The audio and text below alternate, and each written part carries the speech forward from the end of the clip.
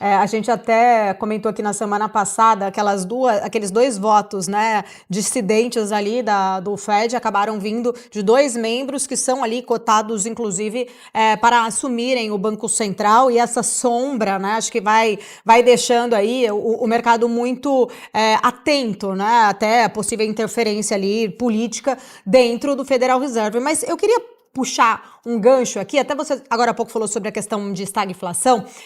Eu li ali reportagens este final de semana mostrando a análise de alguns economistas, tanto do JP Morgan também da Moody's, projetando um risco de recessão.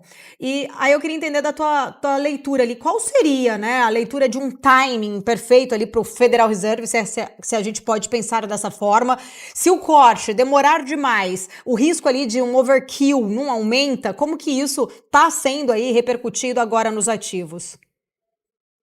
Perfeito. Eu não vejo risco de recessão ainda nos Estados Unidos. É natural que agora as casas comecem a colocar isso no preço, considerando que a gente teve um dado de emprego muito abaixo do esperado e teve revisões nos dados anteriores, então volta para a mesa com uma probabilidade de se materializar. São sempre cenários e probabilidades associadas. Então, se você tem um dado muito abaixo do esperado e era a cereja do bolo da série de dados de trabalho, por mais que outros dados tenham mostrado robustez ou um número não tão ruim quanto temido, você tem um dado muito ruim na sequência, que era tido como principal, acaba maculando demais, escanteando os demais e colocando mais uma frente de pressão sobre as expectativas de atividade ao longo dos próximos meses. Existe um risco de overkill da economia americana? Até existe, mas ele não é tão relevante.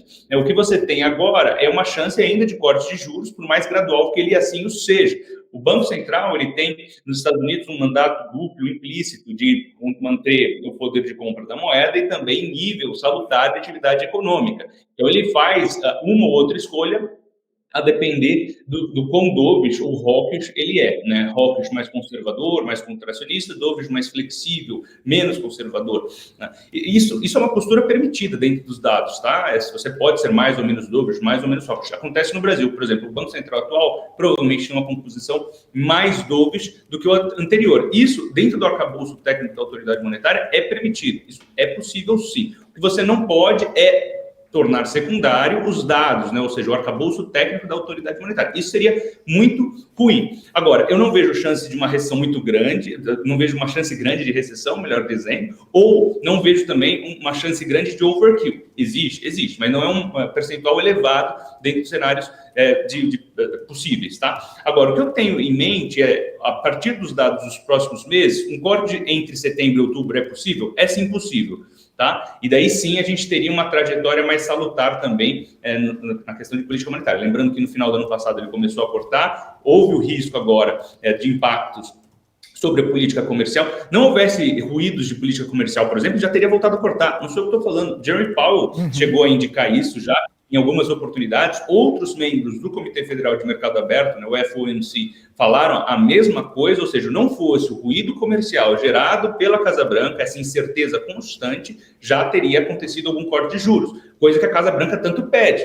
No final do dia, é a própria Casa Branca, com a sua política comercial meio bagunçada, que impede corte de juros, né? Olha só que incoerência, né? Agora, olhando para frente, se de fato a gente tiver, como a gente viu nos últimos meses, um impacto não tão relevante, né, da política comercial e os dados de atividade e de mercado de trabalho forem sendo apresentados de maneira mais fraca, daí sim a gente pode ter esse corte de juros, né? O que a gente vai provavelmente ter entre setembro e outubro. A gente vai ter uma ideia mais robusta de como estão esses impactos. Agora, se a gente tiver sempre uma novidade de política comercial, sempre mais uma tarifa, sempre mais um ataque, daí complica um pouco a previsibilidade, entende? Se a gente tiver, por exemplo, agora, vamos supor que ele consiga aplicar no começo de agosto essas tarifas. A gente vai ter um mapa já aqui, ó, pelos próximos 3 meses, a gente vai observar a atividade. Por isso que eu coloco outubro até como sendo mais provável. Agora, se de fato vier dados de atividade de mercado de trabalho muito fraco até setembro, a gente já pode ter um corte em setembro. Caso contrário, não é salutar que o Federal Reserve, caso você tenha dados de atividade ainda robustos e esses sinais de que há choque de preço com essa nova rodada de tarifas, daí sim não é salutar que haja corte de juros. Então, seria a política correta mantê-los inalterados. Agora, se não houver impacto da política comercial e, né, a gente tiver dados que não são de recessão, mas de desaceleração, né, aquele soft landing voltou para o jogo no final do dia, né, Goldilocks, cenário de Goldilocks, né, uma economia não muito quente não muito fraca, mas morna, daí sim a gente pode ter cortes dentro do arcabouço técnico, sem ruídos de ingerência política. Porque se houver corte de juros com ruído de ingerência política, daí a solução final vai ser uma resposta negativa para os preços dos ativos.